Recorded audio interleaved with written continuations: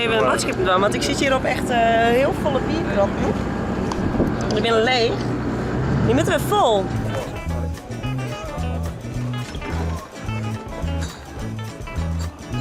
Oh ja, zo giet dat.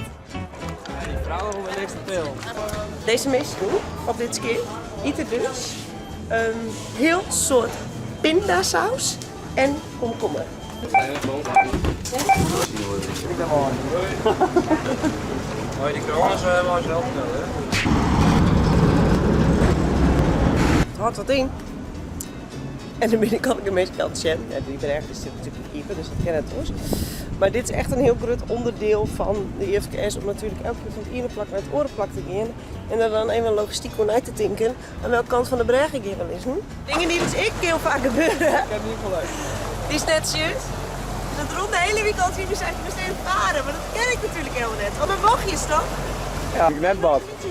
Hé, Maar dat is zachter. maar wat doe ik dan? Ja, Ik snap nou niet eens helemaal waarom jullie dit al een keer zo leuk vinden.